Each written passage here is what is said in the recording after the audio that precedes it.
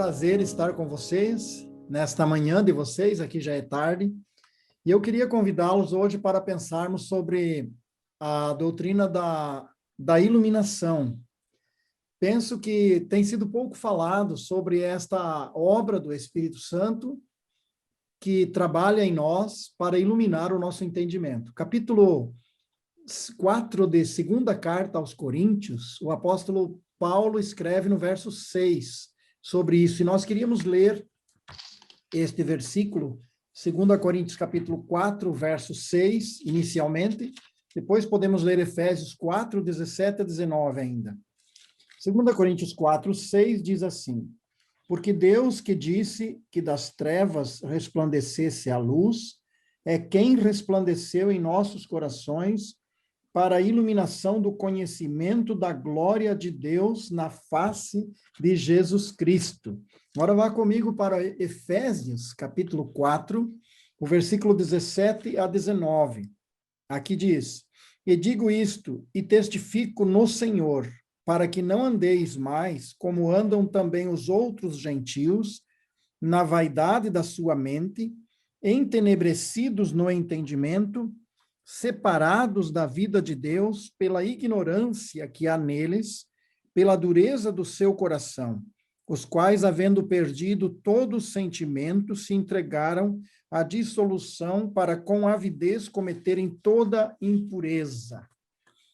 Na vida de Thomas Edison, ele registrou diz que é 2.332 invenções ou patentes do que ele inventou. E uma delas, nós sabemos que é a lâmpada elétrica incandescente. Imaginamos quando, depois de tantas tentativas, tanto trabalho, em algum momento, aquele invento funcionou e a lâmpada, a corrente elétrica entrou e causou a luz, iluminou toda a sala onde ele estava. Imagino a alegria deste homem de conseguir mais uma façanha, né? Trazer, através desta lâmpada elétrica, iluminar todo o ambiente onde ele estava. A doutrina da iluminação na Bíblia se refere ao ministério do Espírito Santo. É quando ele usa a revelação divina para iluminar, encher de luz a mente humana e nos levar a conhecer dele próprio. A iluminação acontece antes e depois do novo nascimento. Quando Jesus fala sobre isso aos seus discípulos, ele disse que o Espírito Santo vos ensinará todas as coisas. Então, na verdade, quando pensamos em iluminação, é quando o nosso coração recebe esse conhecimento que nos põe em contato com o próprio Deus, e o nosso coração é transformado pela presença de Deus. E Deus trabalha desta forma conosco, iluminando o nosso coração. Nesse tema, queremos falar um pouco sobre isso. É muito amplo o tema para falar numa vez só, mas queremos falar um pouco nessa base bíblica sobre a iluminação, e começando com o propósito. Porque quando Deus faz uma obra, ele sempre tem um propósito. E se ele um dia tocou o seu coração, iluminou o seu entendimento, o nosso entendimento, é porque ele tinha um plano para nós, ele tinha um propósito. E nesse sentido, eu quero colocar aqui a primeira questão, o primeiro grande destaque nesse projeto de Deus é a salvação do ser humano. Então, quando nós lemos em Jó, capítulo 33, versículo 30, ele diz: para desviar a sua alma da perdição e o iluminar com a luz dos viventes. Uma outra versão diz: para iluminar com a luz da vida. Então, o Jó, o escritor, o Senhor dando a ele essas palavras, diz que desviar a sua alma da morte. Aquele que estava indo na direção da morte tem, pela iluminação divina, o desviar daquele abismo de trevas para que receba a luz da vida. E o Lucas, quando fala da vinda do Senhor, no capítulo 2, falando da primeira vinda, do nascimento, no verso 32, diz que Jesus Cristo é a luz para iluminar as nações e para a glória de teu povo Israel. Veja já que Lucas está dizendo não iluminar somente os escolhidos israelenses, a nação de Israel, iluminar as nações. Então, a luz de Deus que alcança os confins da terra. E um outro motivo, o propósito de Deus, está em Lucas 9:45, para o ensino espiritual.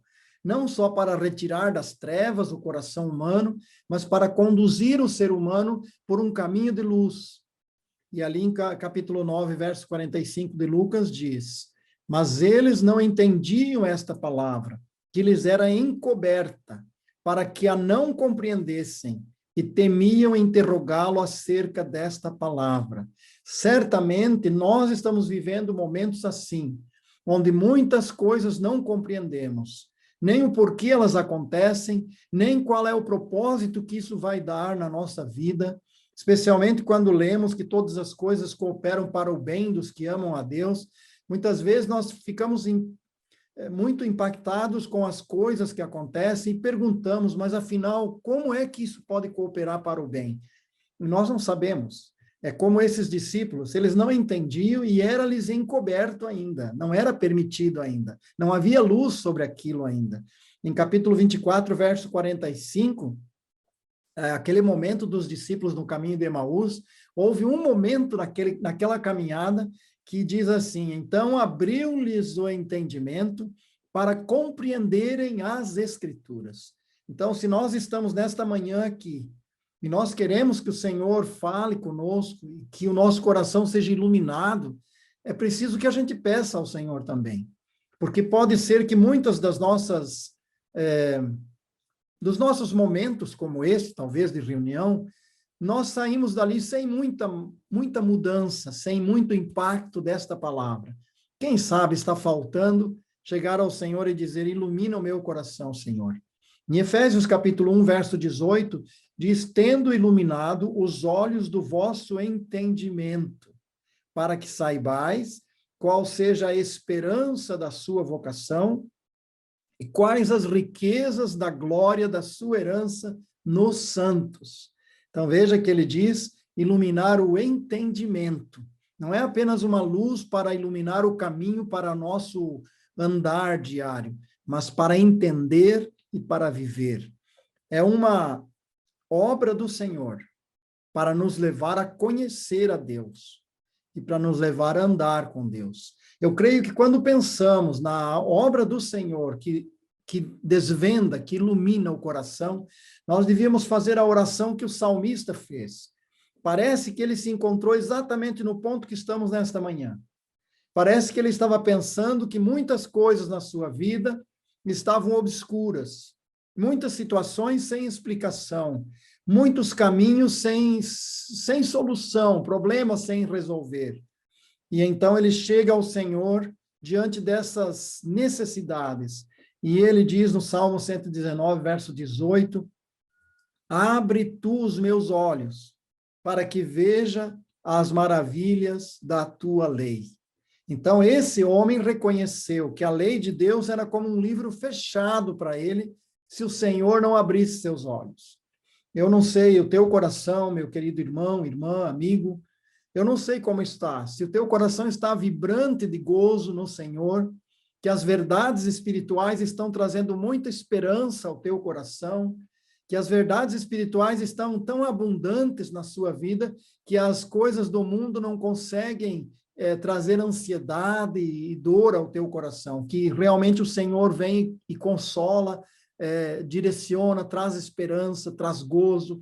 Eu não sei como tem sido a sua vida, mas o desejo de Deus é que esta verdade espiritual transborde e consiga dominar todo o ambiente do nosso corpo, da nossa alma, do nosso ser, numa expectativa de glória e não de sofrimento e miséria, porque no Senhor está a vitória através da sua promessa, da sua graça sobre nós.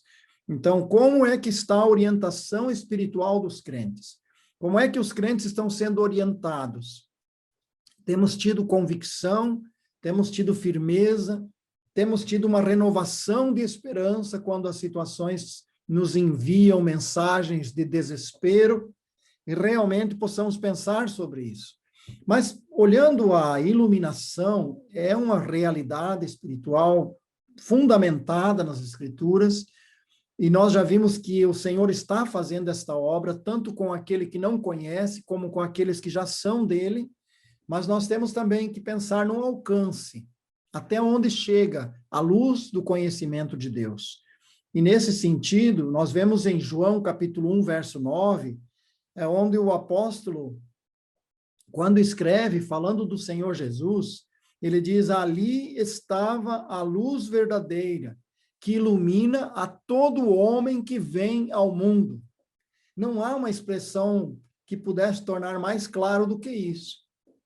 Eu creio que quando lemos esta frase, não há como esclarecer melhor. Ela é simples, bem colocada, e ilumina realmente toda a questão sobre a qual nós lançamos uma pergunta. Qual é o alcance da iluminação de Deus? E o alcance está muito bem colocado. Ilumina a todo o homem que vem ao mundo. E ele está falando da humanidade, não só do homem, mas da mulher, de todo ser humano que vem ao mundo. Então, se a Bíblia diz isso, nós temos aqui uma verdade fundamental que não pode ser negada, que a luz de Deus alcança a humanidade toda. E é isso que está escrito. Embora haja uma distinção entre a doutrina da revelação e iluminação, elas são interdependentes. Elas são, depende uma da outra. A revelação é a forma como Deus alcança a humanidade com o conhecimento de quem Ele é. A iluminação é o tratar de Deus desta palavra revelada para que o coração humano consiga apossar-se dela. É um pouco difícil, talvez, distinguir uma da outra, mas queríamos colocar um pouco sobre revelação, porque é a luz de Deus que vai para todos os povos. Então, nesse sentido, nós temos dois aspectos. O geral, que é o alcance de toda a humanidade, e nós podemos até pensar, Deus deixou testemunho dele próprio para toda a humanidade, e a resposta será sim, porque a revelação geral de Deus alcança todos, e a revelação de Deus especial, que é a Bíblia, alcança aqueles a quem a Bíblia chegar, né? É como uma janela que Deus abre para alcançar toda a humanidade. E nesse sentido, pensando na luz da revelação do próprio Deus, o apóstolo, ao escrever aos Romanos, ele diz a esses povos romanos, ele diz, porquanto, tendo conhecido a Deus, não o glorificaram como Deus, nem lhe deram graças. Antes, em seus discursos, se desvaneceram, e o seu coração insensato se obscureceu. O texto está aqui direcionado para Deus ter lançado o seu conhecimento para todos os povos, e diz que é luz, mas houve uma racionalização, um agir da razão humana e do desejo humano que obscureceu a verdade que chegou até eles, que impediu que a luz entrasse. E a expressão aqui, em seus discursos se desvaneceram. A sua argumentação, seja teológica ou seja filosófica, levou-os para afastar-se da luz e não para aproximar-se da luz. É possível, sim, que o nosso coração e a nossa argumentação e o nosso raciocínio contrarie a própria revelação da palavra e nós nos distanciemos. A palavra que aparece no original, aqui nesse sentido de raciocinar contrariamente à verdade, discursos que se desvanecem, é a palavra mataiotes, ou mataios, ou que quer dizer que quando eles fizeram raciocinaram sobre a verdade, acabaram caminhando para um espaço onde a própria verdade ficou infrutífera na sua vida. Não permitiram que a verdade frutificasse, porque os seus raciocínios, sua maneira de pensar e de sentir e de desejar, os afastou. A outra versão, há uma versão bíblica, uma outra linguagem, e diz assim, sim, eles bem sabiam de Deus, mas não admitiram, nem o adoraram, nem mesmo agradeceram a ele. O resultado foi que suas mentes insensatas ficaram confusas e em trevas. Eu achei marcante também esta forma dessa versão colocar que o resultado, por eles agirem assim, foi que ficaram confusos e em trevas. Nesse caso, o que aconteceu em resposta à luz da revelação divina, quando foram iluminados, foram já seduzidos por uma sabedoria humana e por um desejo carnal, e afastados, e o coração entrou num espaço onde as trevas dominaram esta ideia. E aqui cabe a nós perguntar, uma pergunta de avaliação pessoal. Quando Deus ilumina ou iluminou o seu coração em determinado momento da sua vida, ficou infrutífero depois, ou depois você deixou que produzisse frutos? Quando Deus disse que algo estava errado e que precisava confessar, depois você confessou ao Senhor? Depois você confessou ao teu irmão? Você acertou aquilo? Então, é esse tornar frutífero a palavra, a luz de Deus ter o espaço e produzir o resultado, é quando nós respondemos positivamente. Então, é nesse sentido, cabe a nós perguntar, aquilo que Deus revelou ao teu coração, que estava bem ou que estava mal, você depois seguiu naquele caminho? Você fez ou encontrou alguma desculpa para não seguir aquele caminho orientado pelo Senhor? Algum argumento forte, algum desejo contrário? Esta é a ideia que aparece em Romanos, quando a luz de Deus chegou e os homens, nos seus raciocínios, tornaram essa luz de Deus infrutífera na sua vida. Realmente isso é muito triste. Mas nós podemos ver que Deus tem esta janela, ou este lugar por onde a luz chega ao coração humano, que é a grande obra criada.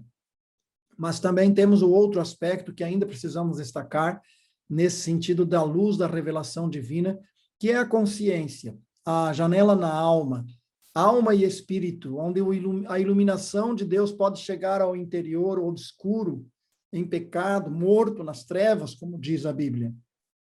A revelação na alma para tocar o espírito humano e levá-lo à consciência de Deus e das coisas de Deus. Nós temos aqui uma informação bíblica que o ser humano está caído e morto. E há uma declaração de que ele está depravado, completamente morto, depravação total do ser humano. Mas nós temos a janela de acesso da luz de Deus, que vai chegar a este coração. E, nesse sentido, tocar o interior, para que o ser humano possa abrir espaço para a luz de Deus trazer o resultado. Quando lemos em Efésios, capítulo 4, 17 a 19, que foi o texto que a gente leu lá no início, ali diz, entenebrecidos no entendimento, separados da vida de Deus, pela ignorância que há neles, pela dureza do seu coração, os quais, havendo perdido todo sentimento, se entregaram à dissolução ou depravação, para com avidez cometerem toda impureza. Esta ação do Espírito de Deus revela a condição de toda a humanidade, entenebrecidos no entendimento, a incapacidade de entender os valores espirituais. John Stott, esse escritor, ele diz, de facto é verdade que a mente do homem está afetada pelas devastadoras consequências da queda. A depravação total do homem significa que cada parte constituinte da sua humanidade foi, até certo ponto, corrompido ou corrompida, inclusive a sua mente, a qual a Escritura descreve como obscurecida. A mente deles é a mente da carne, a mentalidade de uma criatura decaída. E é basicamente hostil a Deus e à sua lei. Então, quando esse escritor coloca isso, é exatamente a ideia do que Paulo apresentou em Efésios. Mas aqui em Efésios, há uma razão para estar assim. O Efésios apresenta lá aquelas duas razões ali no texto. Diz, pela ignorância que há neles. Então, o fato de não conhecer é que resulta nessas trevas profundas do coração humano. Mas existe uma segunda afirmação do texto, pela dureza de coração. Então, quando a luz chegou em certos corações, eles se fecharam. E o texto chega a dizer no verso 19 que perderam toda a sensibilidade a Deus. Então, aqui o ser humano incorre no perigo de fechar a janela, de fechar a porta para a entrada da luz de Deus, e no final o que vai acontecer? Um endurecimento, uma perda da sensibilidade na consciência e a incapacidade de deixar Deus operar a grande obra que Ele quer fazer em nós. Mas além dessa situação interna, desse problema de não conhecer ou de endurecer o coração, existe uma outra afirmação do apóstolo aos Coríntios, no capítulo 4, onde diz que Satanás também faz esse trabalho de vendar, de cegar o entendimento. E lá diz, 2 Coríntios 4, verso 4, mas se ainda o nosso evangelho está encoberto, para os que se perdem está encoberto, nos quais o Deus deste século cegou os entendimentos dos incrédulos para que lhes não resplandeça a luz do evangelho da glória de Cristo, que é a imagem de Deus. Então, veja, a luz do evangelho da glória de Cristo está brilhando, mas Satanás põe uma venda para impedir. É claro que se Satanás está cegando a mente dos incrédulos, é porque há uma possibilidade, sim, de a luz entrar nesses corações. Deus está agindo para salvá-los, e o inimigo está preocupado e procurando impedir a obra de Deus.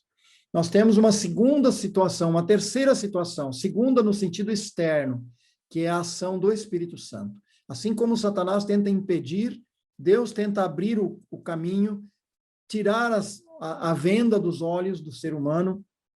E o apóstolo, ao escrever aqui nessa mesma carta, em capítulo 4, verso 6 agora, de 2 Coríntios, ele diz, porque Deus que disse que das trevas resplandecesse a luz, é quem resplandeceu em nossos corações para a iluminação do conhecimento da glória de Deus na face de Jesus Cristo. Então, veja que expressão forte que o apóstolo Paulo usa, referindo-se lá ao momento da criação, quando ele diz que quando Deus disse, haja luz, das trevas que havia, Deus disse, haja luz, e houve luz. Agora não é algo inferior a isso, é muito superior, porque agora ele mesmo vem brilhar no coração. Então ele diz aqui, é o próprio Deus, ele é quem resplandeceu em nossos corações, para a iluminação do conhecimento da glória de Deus na face de Jesus Cristo. Então, na verdade, Deus está trabalhando conosco, e a sua palavra que iluminou o universo, iluminou a terra toda, essa mesma palavra ilumina o universo muito pessoal, do teu coração e do meu. E o que interessa é saber se o coração se abre para clamar por mais luz, para dizer, ilumina meus olhos, Senhor, ilumina o meu caminho, abre o meu coração, dispõe a minha alma para a obediência. Então, interessa saber se a resposta à luz de Deus é uma resposta positiva. Ele mesmo habita em nós para nos iluminar. Esta é a ideia que Paulo transmite. Ele mesmo vem para fazer a sua obra no teu coração, no meu coração. Olhando uma terceira situação aqui, um terceiro grande ponto nesta área da iluminação de Deus, é que a iluminação do Espírito Santo é feita pela palavra. Eu sei que muitas dessas afirmações são básicas, são fundamentais, são coisas que talvez você tenha já muitas vezes lido, mas eu sei também que o Senhor pode, nesta manhã, falar novamente ao teu coração e falar a cada um de nós através dessa palavra. Então, eu queria que pudéssemos lembrar que no capítulo 14 de João, verso 26, o Senhor Jesus disse, mas aquele Consolador, o Espírito Santo, que o Pai enviará em meu nome, esse vos ensinará todas as coisas e vos fará lembrar de tudo quanto vos tenho dito. Então, que bom quando nós valorizamos o fato de que Deus está presente para nos instruir, porque nós deveríamos primeiro buscar o seu conselho e depois o conselho dos homens. E nós deveríamos ver que ele vai preparar pessoas com capacitação, qualificação, para nos ajudar nesses conselhos, quando nós o buscamos de coração. Ele vos ensinará todas as coisas. E nesse sentido, o apóstolo João, ao escrever a primeira carta, ele diz que o Espírito Santo permanece conosco. E esta é uma das verdades fundamentais da doutrina do Espírito Santo. O Espírito Santo usa a palavra inspirada para tocar o nosso coração. Então, 1 João, no capítulo 2, verso 27, diz: e a unção que vós recebestes dele fica em vós, e não tendes necessidade de que alguém vos ensine, mas como a sua unção vos ensina todas as coisas, e é verdadeira, e não é mentira, como ela vos ensinou, assim nele permanecereis. Então, o fato aqui, inicial, é que o Senhor permanece cuidando daqueles que ele comprou com o seu sangue, daqueles que o receberam como Senhor e Salvador. E o texto diz que nele devemos permanecer, atentos à sua voz, desejosos de saber a sua vontade. Quando o salmista fala sobre isso, falando que é a palavra inspirada de Deus que ilumina o coração humano, ele diz no Salmo 119, aquele versículo que vocês conhecem bem: a lâmpada para os meus pés é a tua palavra e luz para o meu caminho. E depois, no mesmo Salmo, ele diz: a entrada das tuas palavras dá luz, dá entendimento aos simples. Então, se nós queremos saber como é que o Senhor está ensinando o seu povo, é pela palavra. Muita gente está sendo enganada com ensinos diferentes. Em vez de ouvir a palavra, fica ouvindo outras coisas fora da palavra. Mas o Espírito usa a palavra. Uma outra questão importante é que o Espírito usa a palavra contextualizada. Quando ele diz em 2 Timóteo que toda a Escritura é divinamente inspirada, que é proveitosa para ensinar, para redarguir, para corrigir, para instruir em justiça, ele vai afirmar no final do verso: para que o homem de Deus seja perfeito e perfeitamente instruído para toda a boa obra. O nível de perfeição que tanto desejamos está na palavra. E o Espírito Santo não ensina de qualquer maneira, ensina de forma contextualizada, porque toda a palavra é dele. E ele não vai usar só uma parte, ele vai usar toda a Escritura. Agora, aqui entramos numa questão que podemos dizer: há perigos. Nós podemos ser enganados com luz que não é luz verdadeira. E é por isso que Jesus, em Mateus, ele disse: se porém os teus olhos forem maus, o teu corpo será tenebroso. Se porém a luz que em ti há são trevas, quão grandes serão tais trevas? Então, a luz que não é luz, luz que parece luz, entendimento que parece de Deus, e depois não é. Como é que pode isso? Mas muita gente é orientado por falsas luzes, por luz que não é de Deus. E isso é perigoso também. Ou nós seguimos esta palavra, ou nós podemos correr o risco de ser enganados. E vale a pena dizer mais uma vez, além das vezes que já falei em outras mensagens, que muita gente está procurando a resposta de Deus através de um sonho, através de uma visão, através de uma revelação especial, ignorando que nós temos nas mãos, temos conosco esta palavra. E esta palavra é o instrumento que o Espírito Santo vai usar para nos ensinar. E por isso, há perigos, sim. Perigos de as pessoas serem enganadas. Muita gente está sendo enganada por filosofias, afirmações bonitas, muito interessantes, porque as filosofias costumam ser muito bem elaboradas para atrair o coração humano, não só no sentido intelectual, mas até nos sentimentos, e elevar a uma aparente iluminação de Deus. Infelizmente, para longe daquilo que a Escritura ensina. Usando do raciocínio, como disse lá em Romanos, obscurecendo o coração e o entendimento da verdadeira luz de Deus. Eu estava assistindo uma pregação. Quando eu procurei esse tema, eu fui procurar quanto tem sido falado sobre esse tema. E, na verdade, não fiz uma longa pesquisa, mas a pesquisa que eu fiz, encontrei uma só mensagem com o tema iluminação. E eu passei a assistir e pensando o que é que esse pregador iria falar, e ele fez uma definição do que é iluminação. Eu vou ler para vocês a definição que ele fez. Ele disse que iluminação é o ministério do Espírito Santo, uma ação do Espírito Santo, ação mediante a qual ele capacita o homem que é alcançado por sua graça a compreender a revelação escrita de Deus. Você acha que está tudo certo com esta definição do que é iluminação? Pois uma frase me chamou a atenção, e depois, pela explicação que esse pregador deu, eu entendi que realmente esta frase, ela foge daquilo que nós entendemos que a Escritura ensina. Capacita o homem que é alcançado por sua graça.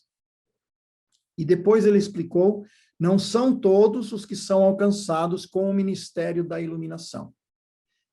Agora eu pergunto a você, nós lemos agora há pouco, esta é a luz verdadeira que veio ao mundo e que ilumina todo homem que vem ao mundo. E o pregador diz, esta luz não alcança todos. Alcança só os eleitos, só os escolhidos. Então, nós ficamos com a Bíblia ou ficamos com as teorias e a argumentação bonita dos teólogos ou filósofos que desviam daquilo que é a Escritura Sagrada, que na sua expressão mais simples, direta, clara, com o propósito de nos ensinar, está dizendo que a revelação alcança todo mundo.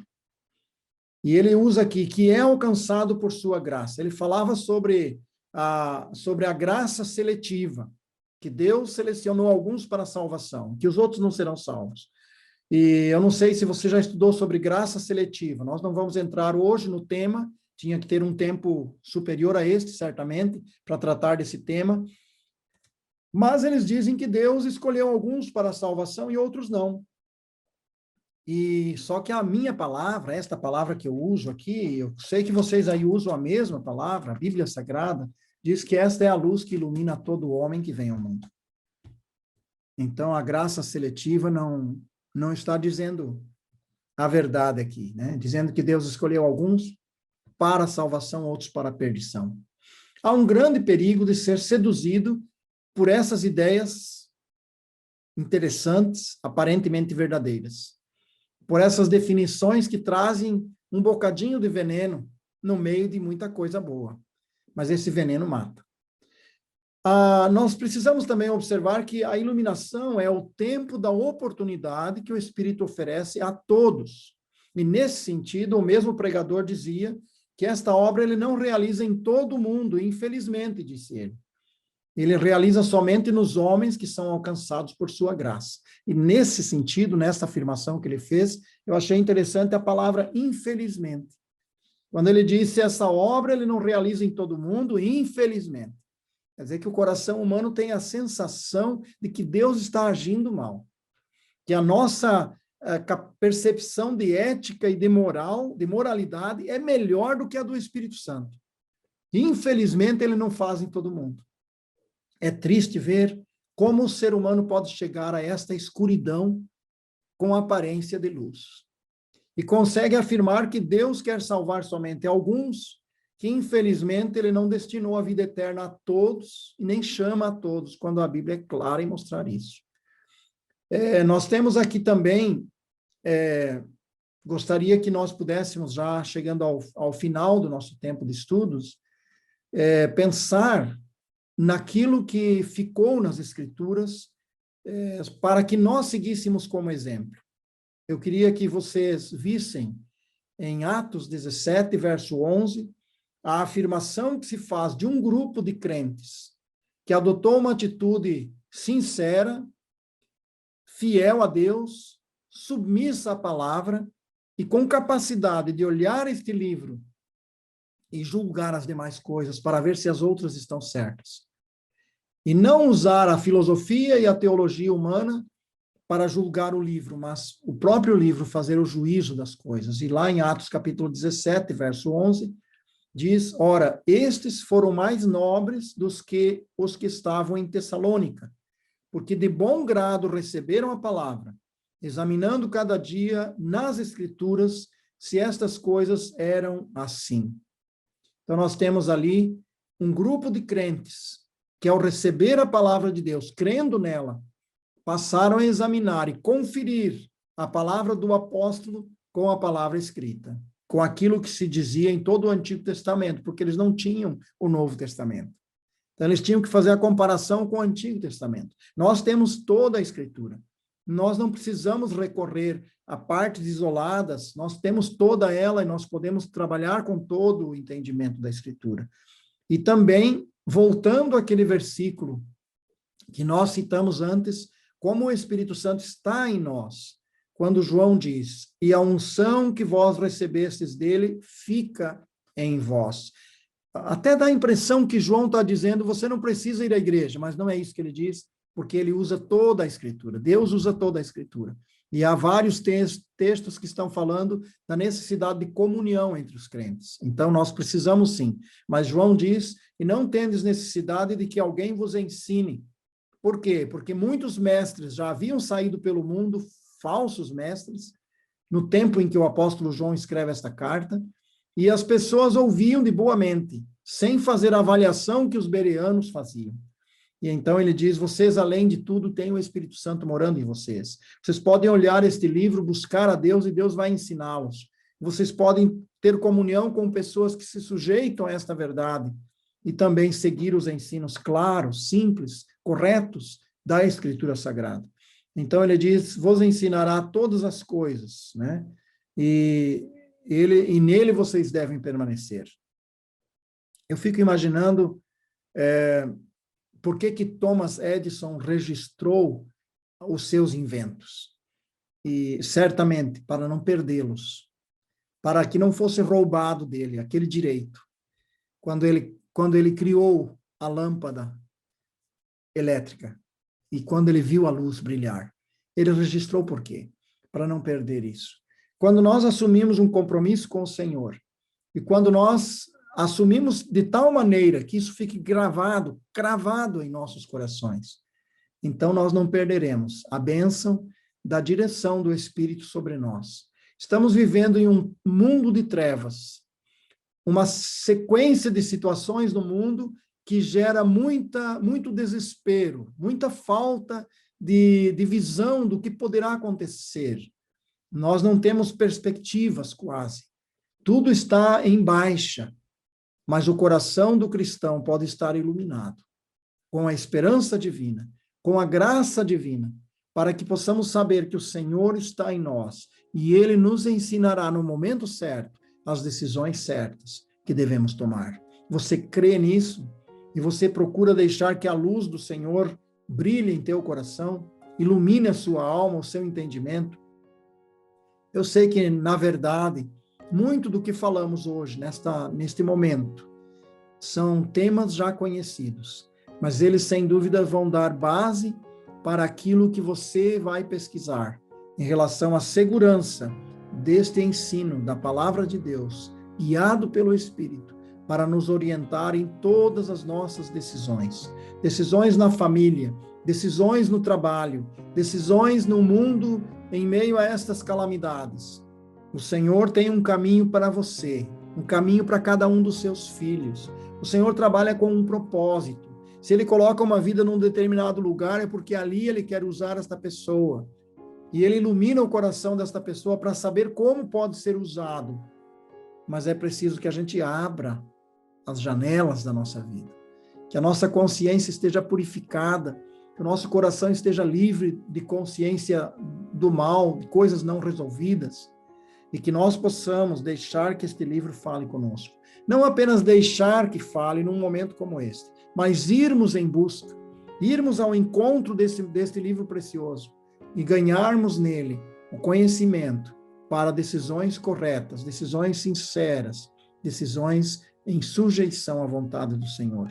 Que a luz da verdade, desta mensagem da palavra de Deus, pela graça e misericórdia que o Espírito Santo aplica sobre nós, que ilumine o seu coração e você registre isso.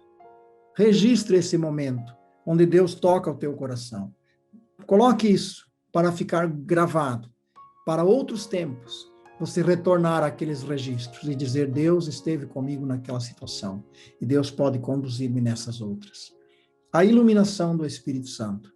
Ele quer iluminar o nosso coração para que sejamos instrumentos de Deus no mundo.